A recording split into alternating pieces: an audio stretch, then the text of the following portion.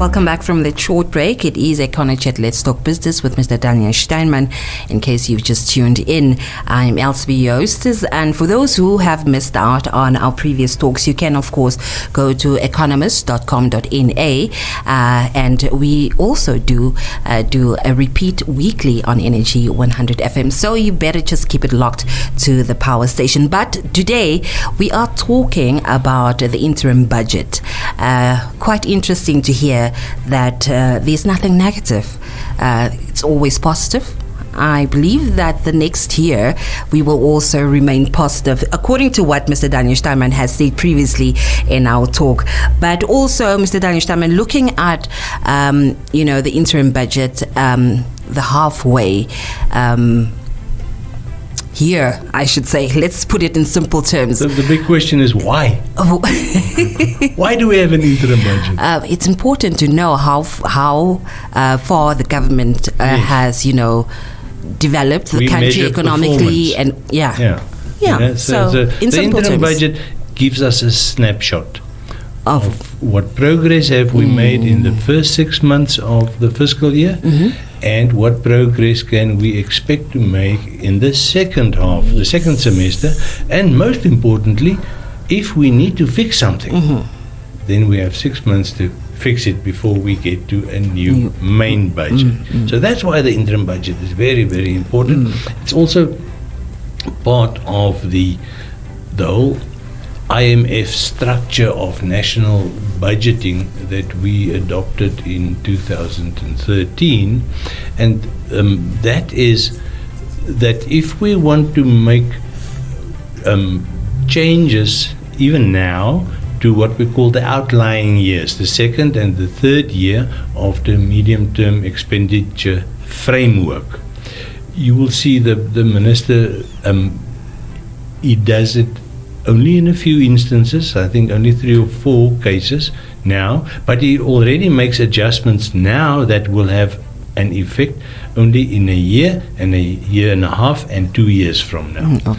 So the whole point is that question: why interim budget? Why bother? We know he's a good talker. His speeches are fine. He's got a good speech writer. Why must he update us? And then we get to the nitty-gritty of the budget, and we see, remember, this year it's going good. Remember what I said in the first part? The overall opinion, the budget is very good. It wasn't like that 2 years ago. We must not forget, 3 years ago we were in the exit stage of COVID. And COVID ruined us in many aspects, So this is just a reminder that budgets, there's also a certain seasonality in the fiscal progression, in the sense that there are ups and there are downs.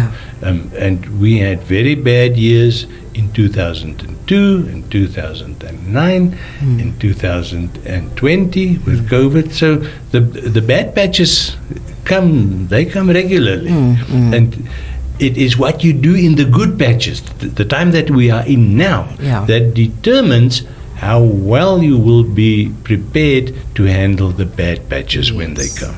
You see, so my basic opinion is excellent budget. My concern is don't forget too easily where we were only 3 years ago. And in a certain sense, Elizabeth, we are still in the recovery phase. A very simple statistic, but a very reliable one, is the number of tourists visiting Namibia. And we are almost at 2019 levels, but we are not there yet. So, and people may say, okay, but when we are at 2019 levels, also with the budget, we have far exceeded the levels that we were at in 2019, but then you look at certain key indicators like the SACU transfers, our cut that we get from international trade. And then you see this year it's relatively good, but it has been much better in the past. So that is a more reliable statistic. To give you an idea, we have come a long way to grow out of the damage of COVID, but we're not fully there yet. And if let's say we get to 2019 levels, basically on all measurements, now you have to ask yourself a very stupid grade 1 question. So if we are now in 2025 at 2019 level, what happened to us 2020, 2021, 22, 23, 24? What happened to the economy for 5 years? Do you see the implication? Yes. That if your only target is to get back to 2019, you basically conceding that we have thrown 5 years away, or that due to COVID we've actually lost 5 years. That we, under normal circumstances, on a normal growth trajectory, we should have been 5 years further on. But we're not. I mean, that is speculation. The reality is we're not, and we are very grateful for the fact that the economy is on the mend, has basically mended as far as we can do. And if you look at remember what I said, the nominal growth is the thing that you have to use now. Those figures are very positive. In the last part of our talk today, I want to come back to a few specific statistics, but don't switch off your radio now. I'm not going to bore you with a lot of technical stuff. I'll tell you why it's important. Okay, let's keep it on that note.